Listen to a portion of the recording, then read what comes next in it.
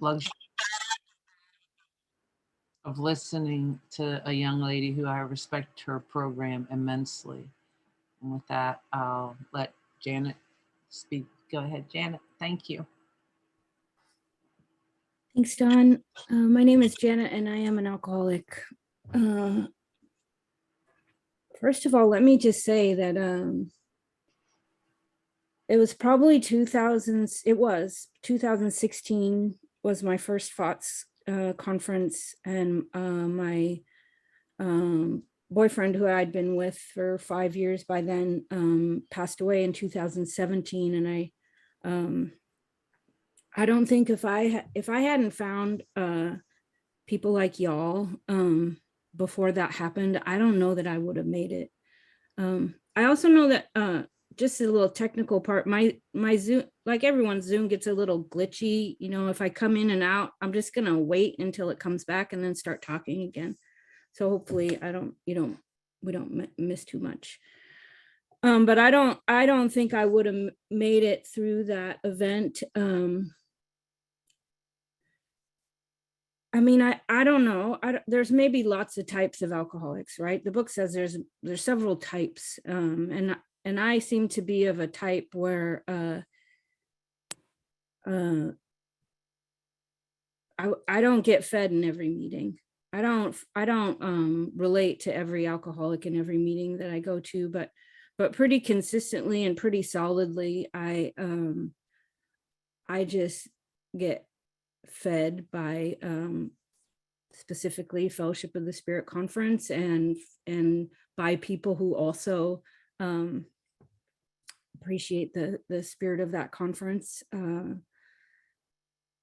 You know, I'm a real alcoholic. No middle of the road solution is going to work for me. Half measures aren't going to get me anything. I got to do this thing. And not only that, but the way I understand it is that alcoholism is a progressive disease. That means it gets worse, never better. And so how I see that is I'm actually 10 years sicker than when I walked in the door. And what that looks like is my alcoholism has gotten more cunning, more baffling, more powerful. And the scary fact is that every time I learn something, my alcohol learns it too, and can quickly like turn it around and use it against me. So my strategy for that has been that I just have created a fellowship around me where I can, I've given spiritual consent to a number of people that they can call me out when I sound delusional. Because the problem with me is that I will not hear it. It will sound logical reasoning to me. It'll sound like clear direction. And it's moments of grace where I can see that that maybe I'm off course, or maybe this is my will and not God's will. And I mean, what a piece of literature, right? Like, and this is a letter. This isn't even him just writing for the public. This is a letter. This is how this man wrote and thought and talked. And what a blessing for all of us that he was so literate, because I believe God chose him to carry a powerful message. I always think of that phrase in his story when he's talking about his first step experience, basically. And, he's just such a literate person with such great language. But when he talks about a first step, he says, no words can tell, right? It's this indefinable surrender doesn't feel like a spiritual experience. It feels like a dumpster fire, right? It feels awful. It feels like death. And I had that experience of my own when I had been going to AA for over a year, and like my consequences were very dire. My physical consequences were really terrible. Alcohol is super bad for you, you guys. Like, it is really it's a poison. And we drink it like it's water. And I had a lot of consequences from that. And I really wanted to be sober. I really needed to be sober. My kids had run away. I lost my husband in 2008, did not stay sober through that event. So my kids had gone through this major trauma. I had gone through this major trauma. And the way that I handled it was I started drinking like I had when I was in my 20s after a period of sobriety. And some of you probably don't know this, but drinking as like when you're over 40 is a way different experience than when you're in your 20s, right? It's like that ski jump is super real. And I was just a mess. I was a mess in physically, emotionally, mentally, spiritually, just a train wreck. And I really wanted to get sober. And so I did what I did in 1991 when I wanted to get sober. I started going to 12-step meetings. I started going to meetings. I started calling people for help. I started, attending meetings because that had worked for me before. And I went for, I was solidly going for 14 months. And I don't think in that time I probably ever had more than 43 days sober, right? I just kept drinking in between meetings. No matter how much I wanted to stop, no matter how much I needed to stop. And I had this one experience in my kitchen. I talk about it almost every time I talk because it was such a snapshot for me of my problem. Is I was pouring out a bottle of vodka into my sink because I didn't want to drink anymore. I was done with it forever. And I was drinking from the bottle as I was pouring it out. Like my left hand was pouring it out and my right hand was like trying to catch it. And I knew at that moment that I had this, I understood what they meant when they said the problem exists in my mind. And I knew that with this mind, I was gonna die. There was no way that a mind could think two things that were so directly opposite. And I believed that they were both true. And I knew I was doomed, and I didn't have anywhere else to go. I mean, I don't have anywhere else to go. I end up in AA because I don't have anywhere else. I don't do very well at life without y'all, and drunk or sober, I don't do very well. And so I just kept going to AA, and because AA does such good 12-step work, and I had a sponsor who had been brought up in Big Book Solution AA, she never fired me. She didn't kick me out of the club because I couldn't stop drinking. She just kept reading the book to me, and the book did what the book does. And I had a vital spiritual experience, and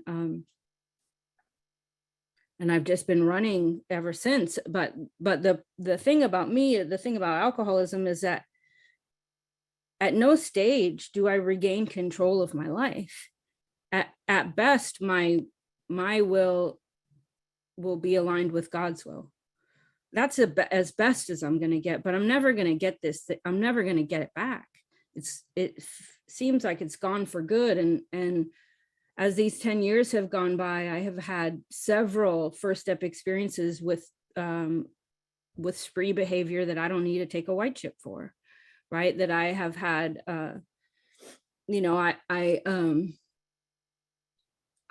I didn't smoke until I got sober. And then, I started smoking again. I had 20 years off nicotine and started smoking again when I got sober in 2011. And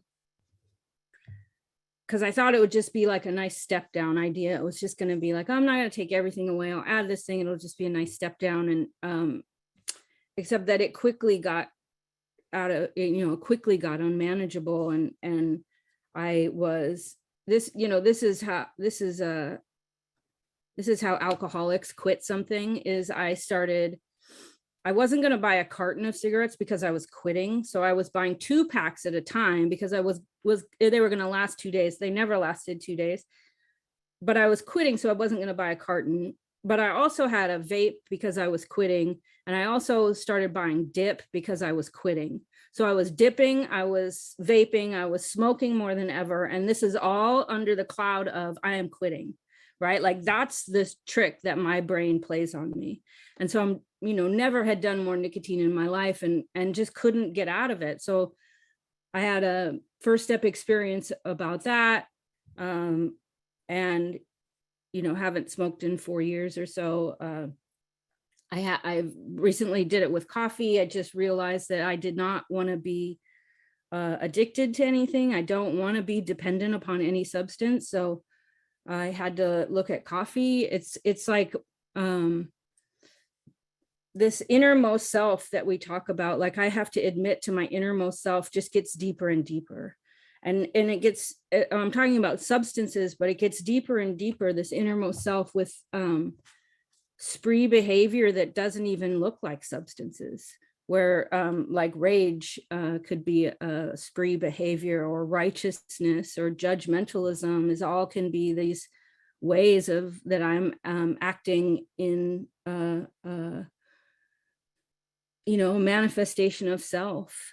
And I think that's kind of what he's talking about, this, like, that this has to keep going. We're going to keep uncovering these areas where I'm agnostic. And it helps me to keep steps 1, 2, and 3, but first step 1 is a thread through all the steps. I have to understand powerlessness in all of the steps, that I actually don't have the power to write an inventory without God. I could write one from my mind. I could write an inventory and I could show it to you, because I've written a lot of inventories. I know what they're supposed to look like. I know what they're supposed to sound like. And so the inventory that I can do absolutely 100% from my mind, where I know the 4th column as I'm writing the name, I know what it's going to say in the 4th column, and I don't involve God in any of it. And I already know what it's going to say, and I can hand it to you and read it to you, and you can go, that's a pretty good inventory. And I can know that God wasn't involved in any of it, right? Like, I can do AA in a way that it's just absolutely from my mind. And I can think that I'm doing pretty well. And you know, I think that's what, you know, when he's talking about this, this realizing that his basic flaw is dependence. I had a sponsor early point out to me that 3rd column in inventory is this gotcha column, right? This like, look at all of these ways that you were depending upon this person to meet your needs. And the thing is that no human power can relieve my alcoholism. And so I put all these hooks in other people to like make sure that I have security, make sure that my ambitions are met, make sure that my personal relationships are good. And I hang that on you. I put these hooks on you. And even if you wanted to, even if you love me more than life itself, like, you can't do it because it's not yours to do. And so when you don't act the way I want, I think that the problem is you. And so, you know, it's this understanding that 3rd column can only be provided by God. Only God. That's only God. And the kind of tangent, or like the way that I'm thinking about inventory and kind of our defects of character, and he talks about it a little bit, this our dumb, raging, hidden Mr. Hyde, and I, you know, it's helpful to know, right, that our program was contributed, that Dr. Young had contributions to the way we think about alcoholism. And I love thinking about this idea of, you know, just as like instincts are to my physical body, these archetypes are to my mental, to my psyche. And Mr. Hyde is one of them, right? The raging guy, the rule breaker, the monster. But we have a lot of them, and some of them we talk about, like, we know pretty commonly, like we say the victim card, right? I know how to play the victim role. And that's one we catch pretty early sometimes in inventory, like, I know how to be the victim.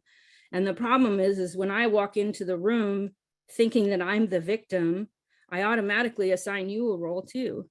And you're either the perpetrator or you're my victim, right? You got to play one of those parts when I'm presenting that way. So there's a lot of them, right? There's the mother, right? If I am playing the mom, like I'm your mom and I'm taking care of you, then you become a child. And the problem that I found in my relationships is when I play the mother, the caretaker, I'm not actually attracted to my kids, right? Like I end up infantilizing my partner, and then I don't like them anymore. So we play these roles, these Mr. Hydes, these archetypes that are part of our psyche, and they're these like coping mechanisms that we learned as children, or maybe in, I don't know, I've come to think that the term woo-woo is a slur, but I don't know another term for it. But in, you know, in the even more woo-woo idea of like, maybe in a past life, I have some kind of damage that I've brought into this one that makes me more likely to play these certain roles. And that's what I think, you know, in this way that I'm thinking about the steps lately, that's what I think they're talking about. That's how I'm interpreting it when they're talking about assigning roles, and that I'm actually here to play the role that God assigns. And so, you know, I put you in a role when I walk in with a role. And so, you know, the first, second, third step is right, like that no human power can relieve my alcoholism. And as long as I look to you, or even past that, like no human power, nothing synthetic, nothing created by human hands, nothing in this world can cure my alcoholism. And I have repeatedly had to fall on my face to learn that fact again and again. And I am distracted and confused and easily led off base by the world, right? And when I get one thing handled, it pops up somewhere else. And so, you know, inventory is really good at scraping up those kind of parts, as long as, you know, my current sponsor is Erica M. She's in this room. You guys know her well. Then she is the one who, thank God, man, thank God you all, like I found you all, because she's the one who taught me that there could be a column in between 3 and 4 that was about prayer, that we would take every resentment one at a time, that I am going to pray this for this person, and I'm going to bring it through the, she has taught me that we don't like to call it the sick man's prayer, because that's implying that they're the sick ones, when what we've just read, we can really see that we are the ones that are sick. That I can bring them through this was our course, and I can see that that this resentment will kill me, that that I won't make another sober birthday if I continue with this resentment, that it is fatal. And here I am acting like, you know, innocent and naive, and I didn't know, and I thought this one was going to be okay. And it's not really resentment. I just really get tight every time they walk into the room. And you know, that I could bring that through to God. I could ask God, what will you would have me be, that I was really trying to swim out of a riptide, that if I didn't swim my butt off, I was going to drown. And we wrote inventory that way. We write inventory that way, that it is a life and death errand. And I really need to see who's driving the tank, right? And a lot of times, you know, and some other literature that is kind of common in this group of, you really get practice with this idea of witnessing yourself, right? And what I believe we're witnessing is these roles, these coping mechanisms, these defects of character, these archetypes that I act out. I act like a baby. I act like a prostitute. I act like a mother. I act like a savior. I act like an engineer. And if I just think hard enough, I'm going to figure y'all out. And the thing is people don't like to be practiced on. People don't actually like having hooks in them, you know, even when they're subtle. So that we would pray for those people, and we would involve God, and we would sit quiet in what I call column 3.5, where it becomes prayer. And I ask God, like, because I believe in steps 1, 2, and 3, which is that I am absolutely powerless to do differently. Like, I have acquired some glitches in my programming, and when I feel hurt or threatened, I act in a way. and I act in a way that arises out of me, and then I have expectations out of you. And I actually can't do any better than that. And when my mind gets to thinking that that if this one's not that big a deal, or I'm just going to think about this one hard, I'm not actually going to involve God or a piece of paper or another person, I'm just going to run through the columns in my mind, that I have weaponized AA step work against myself. And I can think that I'm doing okay. And so, when I do it the way I've been trained, I have had dozens of dramatic experiences in that prayer where, in Fitz M in the We Agnostics, where he's doing some contemplative prayer about who are you to say there is no God, when he has that thought, right? The great thought came and crowded out all else. I've had those kinds of experiences. When I ask, right, that step 3 comes alive, that God could and would. When I can't and I reach for help, God could and would. And I will say that there are resentments that I have mastered by going through inventory that way. And I think it's a different type of amends then. I've had, like all of us, we've like every inventory that I won't be presumptuous and say this is one of your fears, but every inventory I've ever heard, this is someone's fear on it, is they're afraid of being alone. We're afraid of the single life. We're afraid of being alone. And that was true for me too. And I wrote some inventory about it, did some fear inventory, did some prayer work. And I just thought I had a real naive understanding, and I feel similar to how Bill is talking about it at this point of I had a kind of a naive young person's idea of how God was going to help me with this fear. And what I thought, I mean, it was kind of a Santa Claus God that was my conception at the time. And I don't even think there's anything wrong with that. What I tell my sponsees is, it doesn't matter what your conception of God is, because you're wrong anyway.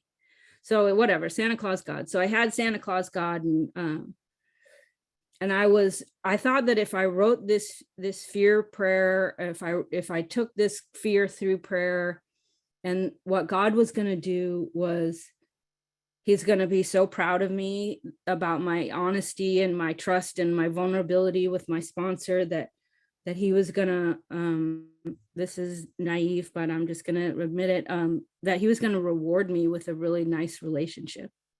And then I wasn't going to be alone. And then the fear would be gone, because it wouldn't be true.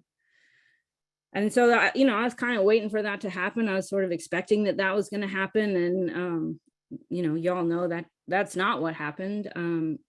But I had this job where I've always been in tech, and I was a manager of a data center. And so I was walking through the data center. You have to check all these machines and record all these numbers. And it turned into kind of like this labyrinth, like a walking prayer for me every morning. It was like this hour-long walk. And I took this little piece of inventory into this space, into this contemplative prayer, and I just like prayerfully considered this idea. And I was walking through the data center, and the great thought came, and it crowded out all else. And it said to me, you've always been alone. You always will be alone. There is no one who lives inside you with you. It's just you and me. And that is not a thought that I had ever had before. It's not a thought that I had even heard before. But something amazing happened when I heard that, which was that everyone, it wasn't a fear anymore. It was just the truth that I am alone, that life is ultimately an internal solo journey. You can't actually combine yourself with someone else and not be alone. And what happened is that everyone got off the hook about making me not be alone. I mean, it's embarrassing to admit, but there was a time in my life where every person that walked into the room, I was assessing as like future partner. Every person. Is it them? Is it them? Is it them? Is it them? How about this one? And that all stopped. All of it stopped. My friends didn't have to be any certain way. My future partners didn't have to be any certain way. You didn't have to perform for me to be okay. I realized that I had my whole life been using people like vending machines. Like, how much money do I have to put in? What buttons do I have to push to get what I need from you to me? And God answered that in a very strange way, but it was in a very effective way. And now, I, like I mentioned, my boyfriend of 5 years passed. My husband died in 2008. My boyfriend died in 2017. They both died of drug overdoses. They were both 43 years old. And when my husband died, like I told you, like I did not stay sober through that. I hate to, this is just what my life has become. For me to stay here and for me to be able to participate with y'all at this deep spiritual level, like I just have to tell you so much cringe stuff about myself that I would prefer to like not tell you, because it's kind of embarrassing to me. But this is what my life is. Like I just got to share with you all of it. So I was real selfish when my husband passed, and I believe that it happened to me. That this was an event that happened to me, and it just became all about me, and I wasn't gonna. I didn't know how to handle the grief. I didn't know how to handle my life without a partner, and I self-destructed. I had drifted away from AA. Oh, there goes my internet. Sorry about that. I had drifted away from AA, and on my own, I'm not enough. Without help, it's too much for me. And when the big storm came, I didn't have deep roots. I didn't have my head in the clouds with God, and I blew over like a shallow tree. And I drank again, and then when I wanted to get sober, I couldn't. And then I had a very different experience when my partner died in 2017, because I was really in AA. I was doing a lot of AA stuff. I was reading a book with, I can say it around you guys, because when I say it in sometimes in local meetings or whatever, like I have 17 sponsees right now, but to you guys, that doesn't sound like, I mean, that's like kind of a normal amount. But I've always just had a lot of people that I get to read the book with, and I was just in the book and participating in thoughts, and when Jeremy passed, it was 6 months after he died before I realized that I had never once thought of a drink. Never once. Didn't even occur to me. Not only did I stay sober, but I didn't even think about a drink. We just did AA, man. People came to my house. They filled my refrigerator with frozen lasagnas. My house was filled with people in AA. They just carried me. Alcoholics Anonymous Fellowship just carried me through it. And I know that I don't have the power to do that. When people that I love die, I drink. That's what I do on my own. And so I have these two very similar experiences. Like the circumstances are similar, but my reaction to life was completely different. And I know the thing that provided that difference was the relationship with God that y'all taught me how to have. And that's not me. I know that's not me. So I've just come to believe, I learned about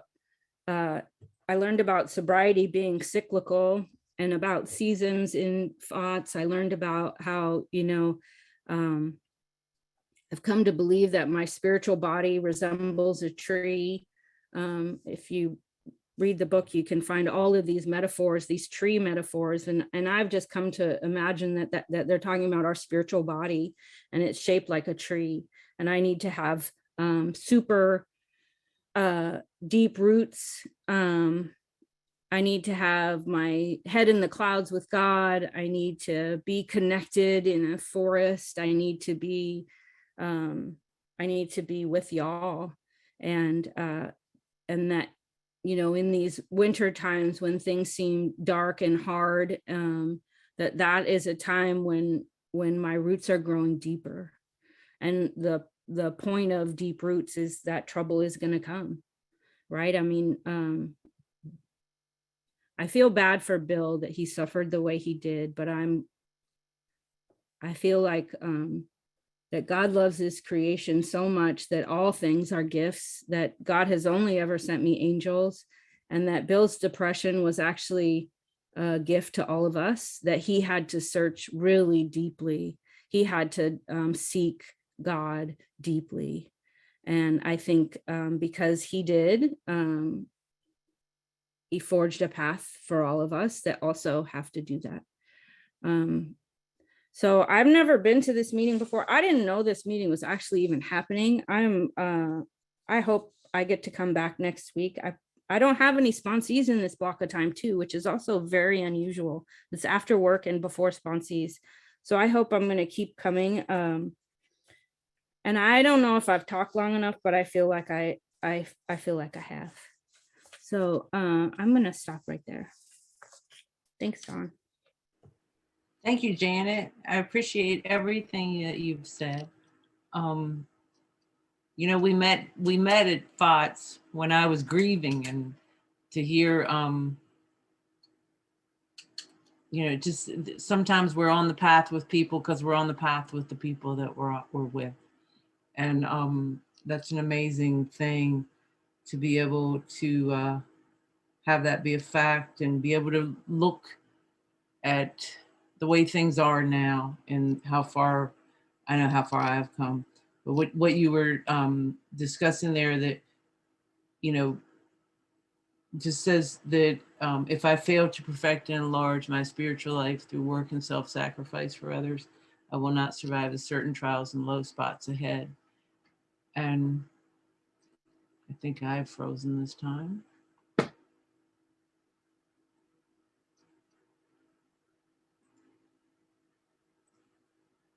Yeah, I see Mary's fan going. Can y'all hear me? Yes. Okay. So I kind of understand that too, that I'm not living waiting for the next shoe to drop, but life's life, and life does what life does. And, we've all had over the past couple of years, a low spot, I would say. So I just am reminded of that. So one of the things that we do here is we allow or ask of the speaker to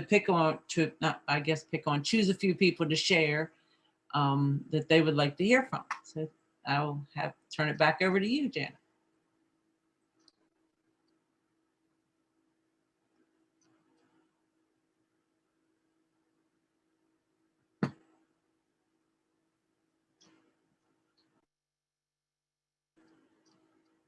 I don't know whether we've lost her. Have we lost her?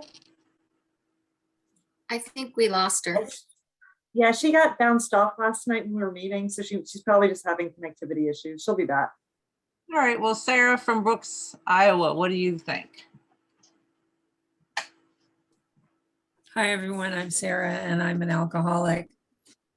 And I wish Janet was here for me to express my heartfelt and deepest thanks for what she just shared, because I think we hear exactly what we need to hear depending on the path that we're on right now. And I heard a lot about getting through grief and powerless and unmanageable and a lot of things like that. I'm in grief without having actually lost my husband.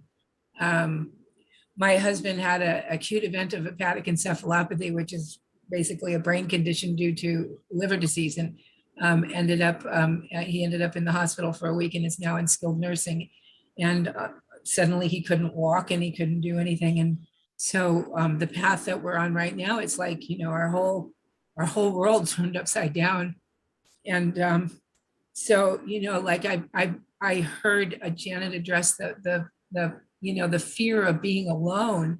And I find that, you know, I'm in our home alone. And he's not that far away, but I have that fear, and I have that fear coming in. But I also heard so much about the solution for that fear. And I love that column 3.5. I love that. Say that prayer in the middle of that. Yeah. But I know that right now I'm facing a lot of, you know, stuff that it's put me into some inventory stuff, you know, about fear and resentment and, you know, being mad at nursing homes and whatever, you know, some of the care he's gotten has been actually abusive, you know, some things have happened. So, you know, there's some really scary stuff going on. And yet I can get on a meeting and hear the experience, strength, and hope of all of you. And I get to get that nourishment and that health that I need to get back to that level of acceptance. You know, the circumstances in my life might suck right now, but my life does not. And I can reach a level of acceptance and find that. And I find that through all of you, my angels in recovery. And, you know, you give me that strength that I need. And you speak to me, and God speaks to me through you. And, you know, when I accept where I'm at in my life, I think it was something about letting people off the hook. I let people off the hook. And, you know, so I'm letting people off the hook and accepting where I'm at in my life and working with that. And that's the best way I can be of help to my husband too. So I don't know if any of that made any sense, but I really appreciate being here, and thank you. Thank you for asking me to share. Thank you. Thank you, Sarah. Janet has made it back. Thank you for coming back. What I don't know if you heard me say was that we asked that the person who shares call on a few people that they would like to hear from. So I'm going to give it back to you. Thank you. I would always want to hear from Erica. Hi, everybody. Eric, alcoholic. Hello. Thank you so much, Janet. It was wonderful to hear your share. And you know, when you walk with people on this path, the neat thing is that it's not a one-way stream, you know, it's this circle, and I'm always receiving. And when I was going through a really hard time, I've been through many hard times, but I remember Janet said to me once, she said, everybody gets their shot in the barrel.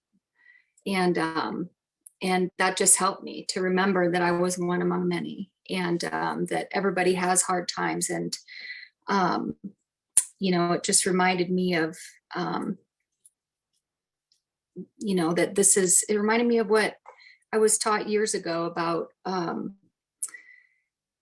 these are the things that we have to go through in order to stay here. And so just thank you so much for your share. And there was something else that was, I mean, I loved everything that you talked about, and especially about the practical application and the depth of powerlessness, and we can't just do it right or figure it out or any of that. We're never going to arrive at some place where we have it all, you know, buttoned up. And yet just for today, am I going to earnestly seek a deep and profound relationship with this power? And because I don't always, you know, and I'm in this shift right now that that I moved from this victim place of this, almost like this shroud of darkness over me. And it takes earnest prayer, listening to friends and sponsor, and in continuing to do the drill, no matter how I feel each day, in order to one day have the light come back on. So I'm just really glad to be here and be amongst friends. And I just love you so much. Thanks so much for sharing.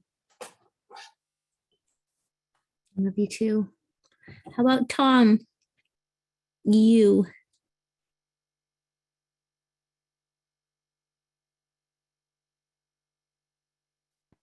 Thank you, Janet. Thanks so much.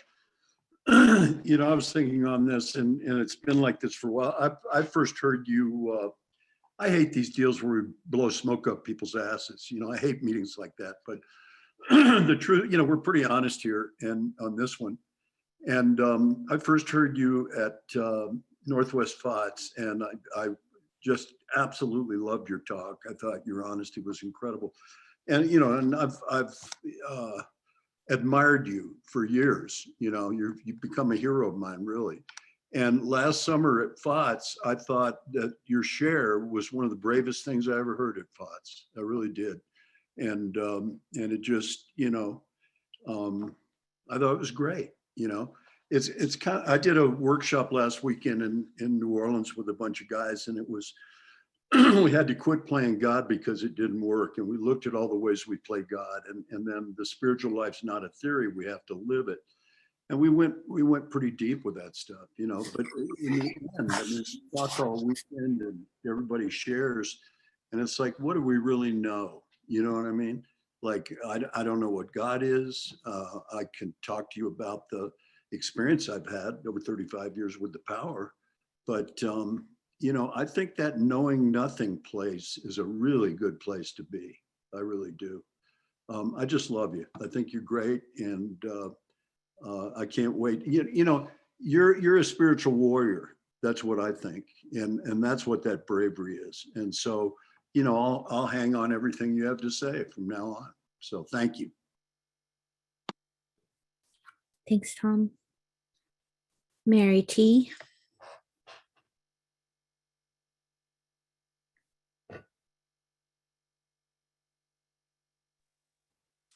Thank you. It was great. Mary Thayer, alcoholic. It was great to hear you. I do remember you from when we both were out there at Seattle or wherever the heck we were, anyway, at FOTS. I loved that conference. I loved it because it was all women speaking. And, you know, when I first started speaking, I was usually just the token female. And so life has changed here in AA. Your talk was, there was a thing that kept going through my head that when I first came in, this woman said this to me. She said, "You're the fish you got to catch." And that's kind of what I felt as you shared, is that you have been catching yourself. You've been, you know, you've seen the different masks and the different personas that we all put on because we're trying to be safe. And I loved kind of like the God's app you got, where we're always going to be alone. It's just you and me, honey. And I just think that is exactly the truth. I was young when I came in. I really felt as though if I found some significant other, I'd be all right, or I'd be whole. And I remember saying to Bev one time, "What am I going to do?" And she says, "Well, you could ask God if you're supposed to be single to have the power to carry that out." And, you know, I would never have thought to even move through or ask God for anything like that, because I thought that would mean I'd be alone. And, you know, I am alone, but I'm not lonely. I'm just not lonely. There's a presence that's definitely present, and it continues to grow. I think there are things within my mind that block me from really being able to get to that sunlight of the spirit. And I don't think that even once I get through it doesn't mean that I get to stay there. I used to think I'd arrive someplace. So, you know, well, this is it. I got it. But I do enter the world of the spirit. I do find that there is a presence that's present. I do find also that my conscious contact with that presence has improved as the years go on. And that there is some type of a guiding force. I couldn't do it if there wasn't for this fellowship. I don't ever want to do this alone. I love that part where it says that we'll walk shoulder to shoulder. Those with us that have a common solution will walk shoulder to shoulder to escape disaster. I don't think I could have ever done this if it wasn't for the people that I've been blessed to be with during this journey. I think sometimes people miss this fellowship zap, where we can really feel something that's going on. Couldn't figure it out, but I could feel it, and I knew it was real. And that's the thing I heard from you when we were out there, is that you knew something was going on here. And even though through those trials and low spots, there was kind of a light that was shining, and somehow you just kept doing the drill. That's what we do here. We just kind of do the drill. We get up and we do the drill. But it was a delight to hear you. I love the foundation of your program. How it is a kit of spiritual tools. They're not the weapons, and that feels nice. Thanks. Thanks, Mary. Sam G. Oh, wow. Hey, I'm Sam, and I'm an alcoholic. And, I was just taking this meeting in, and how wonderful it is just to kind of be a spectator and not have to worry about what other people think about it. And I've really enjoyed your share. I think what I really love about the people in the Fellowship of the Spirit Conference is their honesty and humility in a lot of areas, and Tom mentioned that conference this weekend, not conference, but that little retreat we did this weekend. And I had like 8 guys from Nashville come down. And I mean, the facility that we did it in was it was a shithole, like complete shithole. Like I thought we were going to get our car robbed. I had some guys drive a car down, and I'm like, hey man, we're going to get our car stolen out here. There were no frills to any of it, but that heart connection came so deeply and so rich that none of that could take that it was such an impressive conference because there's none of that to distract us. I've been thinking a lot about, and I haven't really completely know where I'm going with this, but I'm becoming more aware of how objectively faithful I've been to the God of reason. To my own God of reason versus the great reality deep down within me, And it's funny how so much of the stuff you talked about I could relate to. I mean, so much of, who couldn't? But, the God of reason tells me that I need a relationship. The God of reason tells me that I need this to be whole. The God of reason told me I needed to watch this guy who's a speaker that I don't think likes me and just watch, and see if I can make him like me. You know what I'm saying? This kind of guy from Minnesota. Anyway, the God of reason tells me that I need to have this work out. Tom knows the inside joke.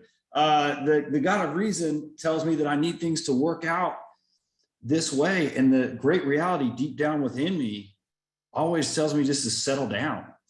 It's always like the answer is,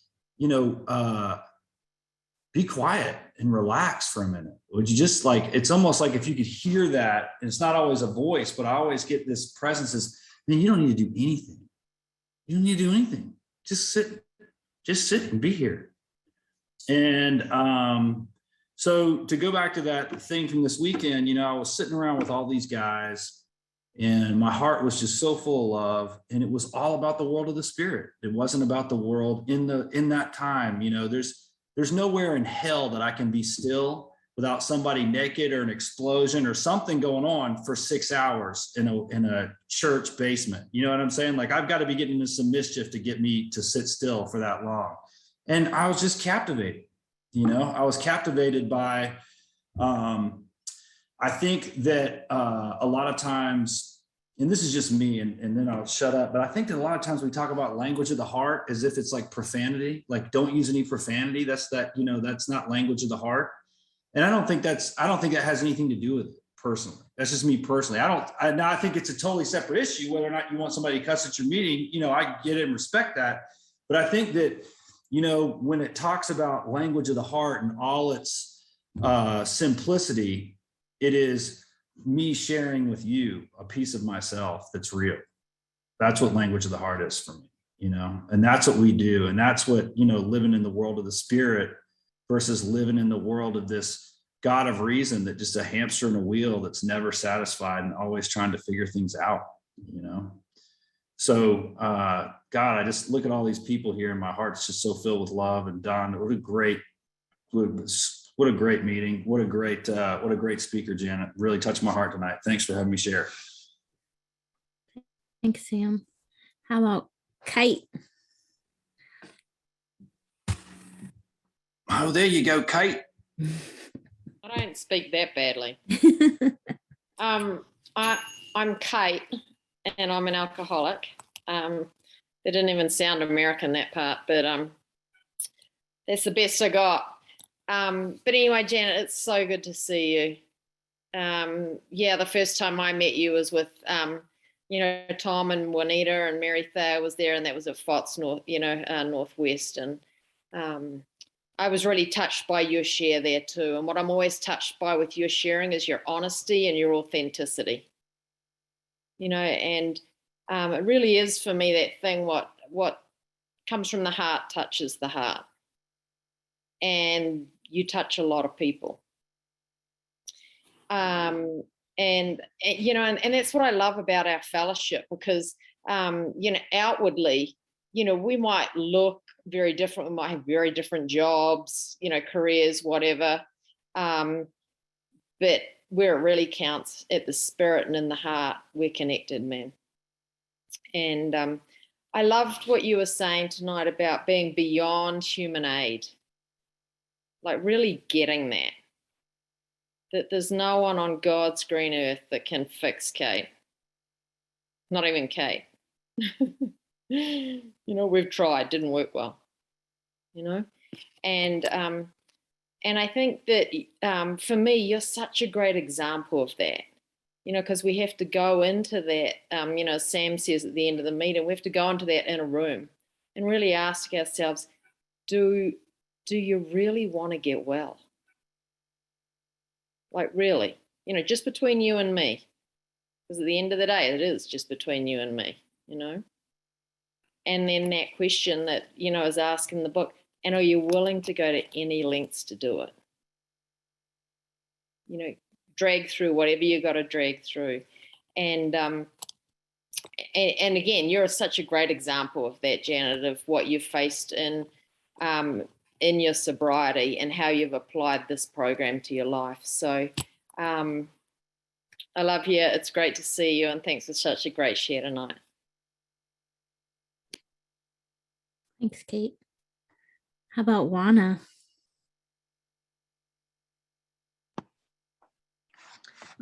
Hi, Juanita, member Valna. I was thinking, I'm good here. It's like I'm just chilling, hanging out, listening, and that I didn't expect this.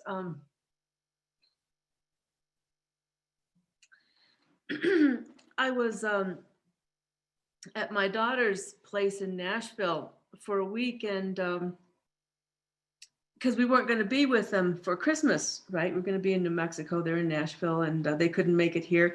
Oftentimes they come to New Mexico and spend Christmas with us, and I was just feeling sad. And so when Tom was going to be gone, I thought, oh, I kind of like to go to Nashville. And I'm like, oh, you're being silly. You know, you don't need to go. And then it was like, well, maybe we should ask God. And I thought, nah, I don't want to ask God, because I really want, because I just want to go, you know, it's like, to hell with what if God says no, you know? And anyway, long story short, I went to Nashville, and we did all the Christmas stuff, and, you know, put up a tree and made cookies, and basically I worked my ass off, you know, I just literally worked my ass off there. And I loved every minute. except when I didn't, except when I started feeling like that victim you were just talking about.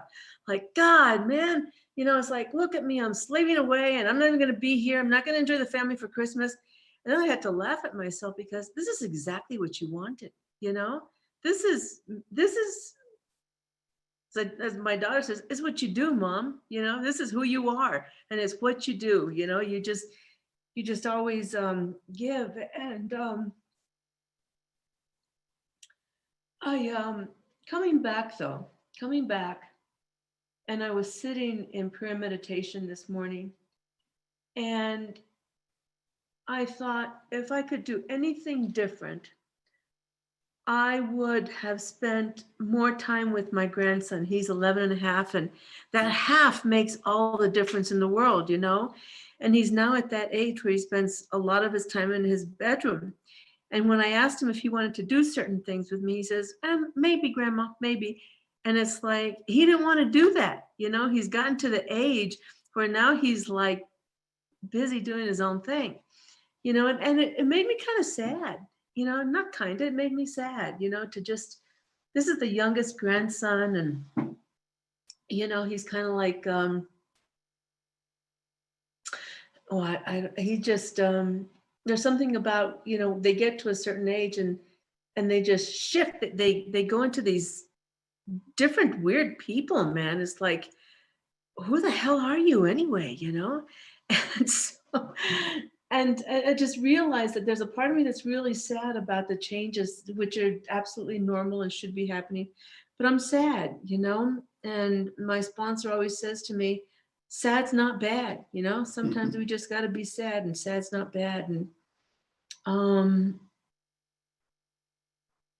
so I'm at a place where I'm just feeling a whole bunch of different feelings. And what I know, and I really think you alluded to this, Janet, what I know is that to the exact degree that I'm willing to feel all the sadness, all the pain, all the heartbreak, to the level that I can get to that is exactly an exact amount what I'm going to be able to touch on in the good and the joy and the happiness, you know? I mean, to the exact degree. It reminds me of the big book where it talks about inventory. To the exact degree that we come to rely upon him, will he enable us to match calamity with serenity. And isn't that what that is? Calamity, the sadness, the pain, the fear, the whatever it is, to the exact degree that I'm willing to go there, that's to the exact degree that God's going to give me the ability to be present in all the other incredible areas of my life. So, you know, there was a time when I didn't want the negative. I didn't want the pain. I didn't want the sadness. And I'll tell you today, I'm proud of myself when I feel that. Because I think, man, girl, you're growing. You know, you're growing and you're changing. And that's huge. And that's what I heard a lot of what you said between the lines of what you shared, you know, because that's what you're doing. And I just really, I enjoyed it. Thank you so much, Janet. I really appreciate you being on tonight and hearing you. Thanks. Yeah. Thanks, Juana. Keep going, Dawn. I can take over if you'd like me Cool. to, or you Yeah. want to keep going. How would you like to do it? You could take over. I don't I've like this much control. Well, I have been wanting to hear from Emerson for a few weeks now. Thank you, Don. I appreciate you calling me. My name is Emerson McGee. I'm an addict and alcoholic. And I was going to raise my hand because I rarely do. But honestly, Janet, this is what I feel like is when you were speaking, I felt like if I was in like a giant egg and it got cracked open and all this light came in. I mean, I felt like it got cracked open. And you said some amazing things. And the first one is you said that like, whatever conception of God I have is wrong. And I was like, of course it's wrong. I mean, how could I possibly understand God? I'm a man. How could I possibly understand the creative power of the universe that created it and sustained it? I mean, it's pretty, it seems pretty arrogant and pretty ridiculous.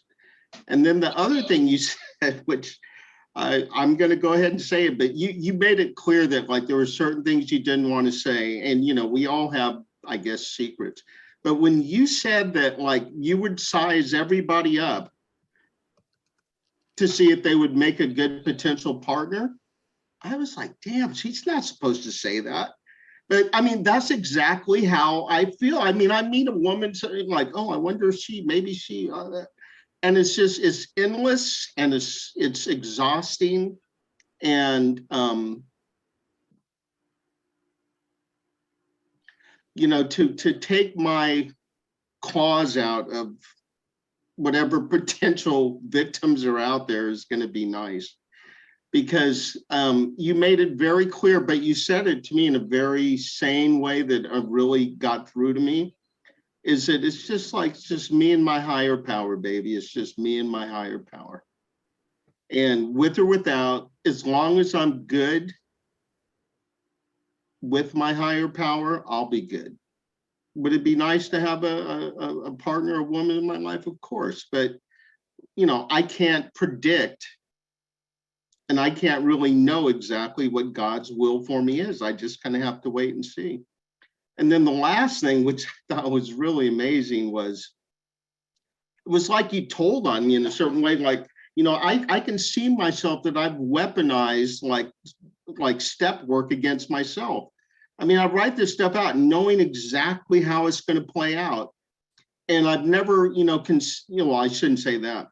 You know, when I was doing my sponsor as a FOTS person, I went to a FOTS, when I was going to call the concert, a conference in Pasadena. But my sponsor can readily tell when I go to God about, you know, what I'm writing about in the inventories. He'll be like, well, he'll let me go and he'll let me go. And then he'll be like, well, did you like ask God about this? And I'm like, no, and he'll like take a minute, take a deep breath, go to, you know, find your place with God. And amazingly, not amazingly, because he gets on me about I shouldn't be amazed by this stuff. When I go to God with this stuff, the answers come. And my step work, my writing is very different when God is involved and when I'm involved. And for him, it's like very clear. He's like, you didn't go to God with that. Come on, man. That's ridiculous. So anyway, Janet, I'd like to find out where this tape of this is, because I heard your message loud and clear.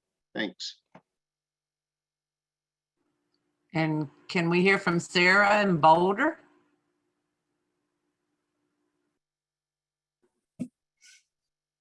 Hey everybody, I'm Sarah, alcoholic. Thanks so much. I'm really just really touched by this meeting, and I was thinking about a lot of things when the reading was going on. You know, what was sticking out to me was this stuff about dependencies. That's just what was really just striking. You know, like how much. At least I will, you know, try to make anything God, you know, that's not God. And it's just this layer thing that just happens. And I was really struck by the archetypes stuff that you were saying. I was thinking, I've been talking lately with my sponsor about just these things that, you know, I hate admitting that I do, you know, like arrogance. Like, who wants to admit that? Like, I've been super arrogant lately, you know, and it's like, why is that? But why is that? Like, that's the defect. But what's really going on there is like, I want some power, and I get this thing out of it, you know, where I think I have some kind of control, and it's just like, bleh. you know, or the victim, like putting that victim on, like something's happened to me in life, or, you know, whatever that, you know, and they're just these like costumes you put on that are just not God. And so I really appreciated what you were saying, because you know, they're exhausting, it doesn't work, and it's not like who I think, you know, well, who God would have me be. So I really appreciated the honesty, and it just gave me like a lot to think about, like, where am I with a power greater than myself, like, really? Right. And so I appreciated it. Thank you.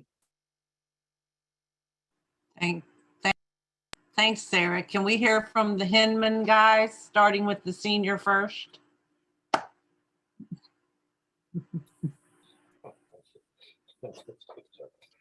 Hi, I'm Dave. I'm an alcoholic. Thanks for calling on me and so on. That was a wonderful talk. I believe I heard you before at Fox also, and it's I had an awful lot of thoughts just going through, and I appreciated how you mentioned on the second time when your boyfriend passed away, that you were able to go through and not even have the thought of a drink, and it's just it's a tribute to the program and to all the work you've done on it, and so on.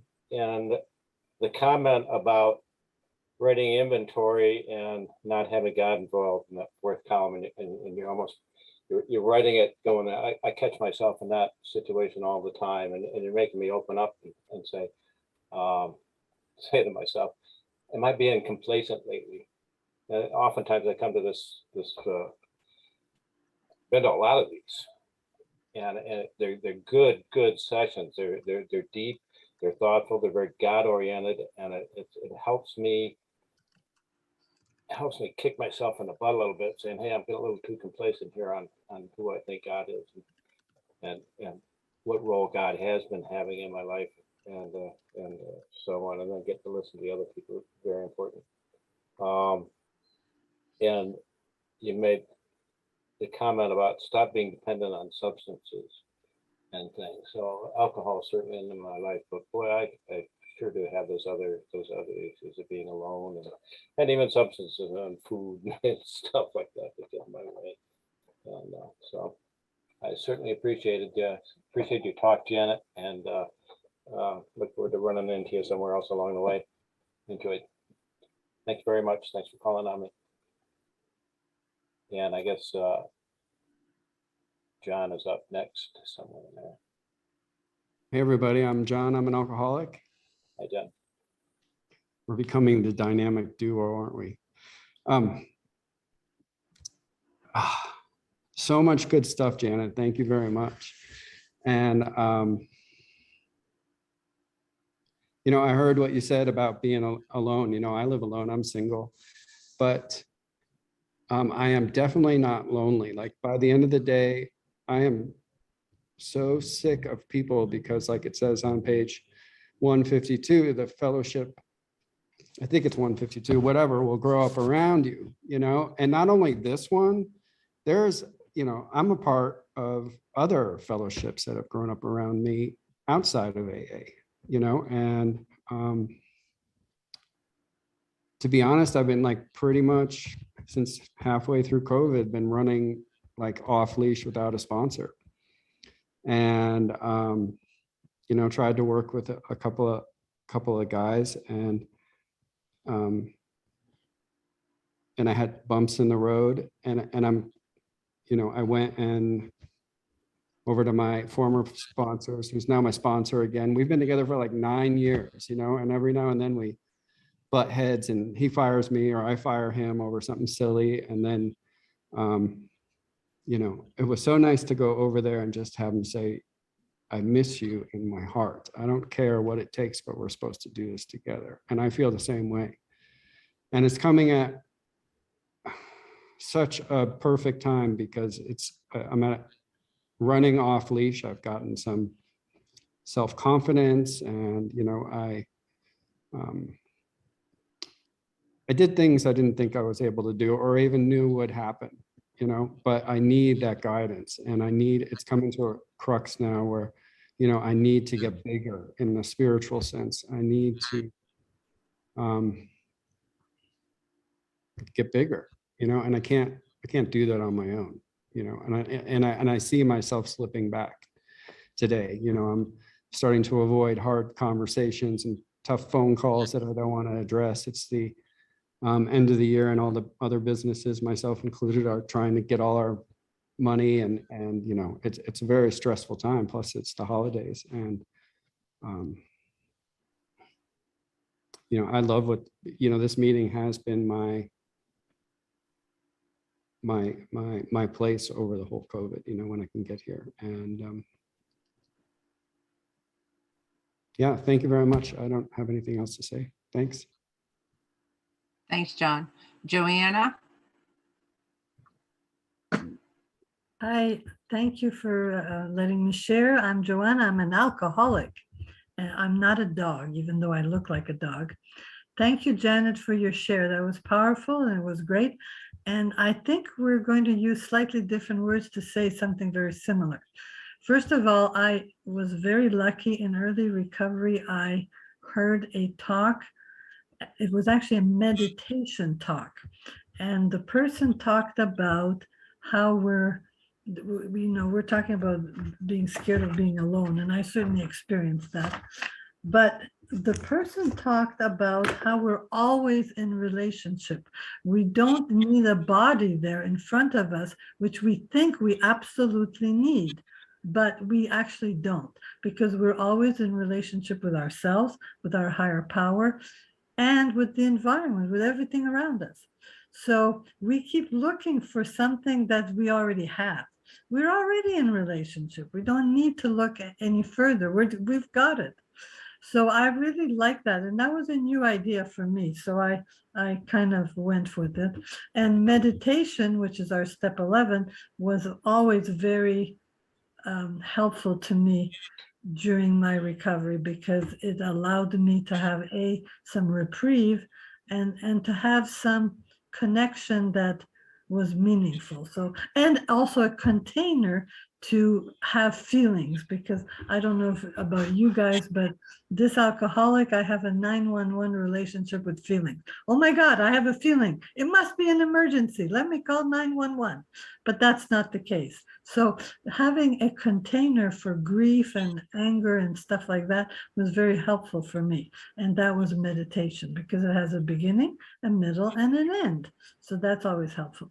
The other thing I wanted to add is that what helped me also is to add some columns in my 4th step inventory. And those columns are, okay, once I figure out my part, which is helpful, then what are the conditioned core beliefs that keep that part glued to, like, really in place? And that investigation has helped me. I mean, the steps are just like principles. They won't let us down. Honesty, open-mindedness, willingness, hope. Those, you can't go wrong with those kinds of things.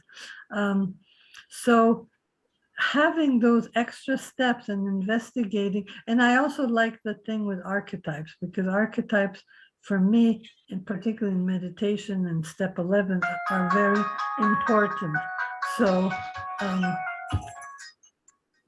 thank you for that reference to archetypes, because I do think they're actually real. And I always like to say, and I do believe that, I don't believe in God, but I am very certain and very committed that this is a spiritual program, not a material program, and that I'm not God. In other words, by practicing the steps, I keep myself right size. I'm just a human. It's okay. I can make mistakes. I can do whatever I need to do as a human. And the best I can do is to be human, which means I can't go into that God domain. I can't tell you what's right for you, because I don't know. I can't even know what's right for me or for that little dog, next year, I can only say what's right for me right this second. That's it. That's the extent of my knowing. But if I need to take an action, which I like to run through step 1 with the serenity prayer, I know that the result of that action is not up to me. It's up to something bigger than me. And so step 2, it just gives me hope, because it's a spiritual program and there's always a solution, even if I don't see it immediately. And step 3, I like to practice not knowing, trusting, and surrendering. And that gets me where I need to go. I now have about 25 years and I don't believe in God. And I know that's a controversial, and it's just semantics, because really the bottom line is I bet you I do something very similar to what all of you do. Surrender, pray, meditate, do the steps, have a sponsor, go to meetings. So it's just a bunch of how I explain it. It's not really the actions I take. The actions I take is I know that I need all of you. Even though in another sense, I only need the principles and the steps. So both I think are true. And there's a lot of paradoxes in our program. And I think that is one of them. Thank you. Thank you. And I think I'm interested in hearing Yost out of New Mexico. I don't see your face, but I see a name. Hey, Don. Poof, I magically appeared. I knew that was going to happen. I had the feeling that was coming. So thanks for calling on me. This needed to happen. Janet, that was incredible. I also will be looking for the link because I need to hear that again. There was so much in there that I couldn't, that I wanted to hang on to but couldn't. So I'll need to hear that again. One thing that I picked up on that's very alive for me right now is a spiritual pride kind of idea. Like, I got this. Hang on, God, I got this. And, my mantra over the past months has been what Don quoted, for if the alcoholic failed to perfect and enlarge his spiritual life through service and self-sacrifice for others, he could not survive the certain low spots ahead, because he would drink, and then if he would drink, he would surely die. And so I really did, work on that, do my meditation to the best of my ability, ask God what he wants me to be, work with sponsees, do this, do that, do that, do that. And what I realized is that I was bargaining with God about not letting those low spots ahead happen. And then a big one happened 4 months ago, and it pulled the rug out from under me. It ripped me open like a fish. And I'm putting it on God,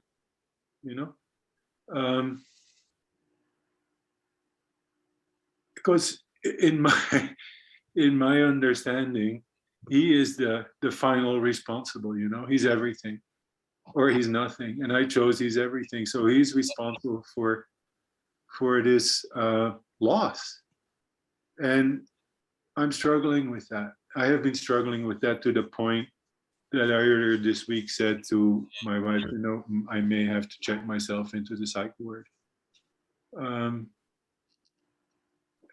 And I haven't. And what I did was I reached out to others, and one of the things I also heard you talk about, Janet, was the archetypes. And I heard you talk about Jung, and somehow those two combined got me to this thing. They asked Jung at the end of his life, did he believe in God? He said, no, I don't believe, I know. And there's this other quote in alignment with that I heard Jane Fonda say, it is that reverent humming inside of me. So what is happening here is I'm looking for a better understanding of God. And I love that you said, you know, any understanding is wrong, is not it, is a misser. So, you know, that reverent humming that happens when I am doing my job, you know, when I'm having this wonderful experience with this horse that I'm riding, that I'm working with, or it is last night we did a meeting through Zoom in the prison, and there were two guys, and we get so excited when guys show up. And this guy really wanted what we have, and he was like, as we say in Dutch, hanging on our lips, and he got tears in his eyes at the end of the thing. And then I feel this reverent humming of God saying to me, "This is what I want you to be." You know, to convey that attraction. And so as I'm listening to Janet, as I'm participating in this meeting, I hear so many wonderful things of all of you. And it's just, this was my 2 cents worth. So thanks for calling on me, Dawn. Appreciate it. Thank you, Yost. So I'd like to thank you, Janet. I really appreciate you taking the time to come. And I'm gonna let Sam close this. I love Sam's closing. So I'll turn it back over to Sam. All right. What a great meeting again. Thank you, Dawn, so much for that. And Janet, that was awesome. So the way we close this is we go to our inner room, mute ourselves, and for all who care to join us, we say the Lord's Prayer.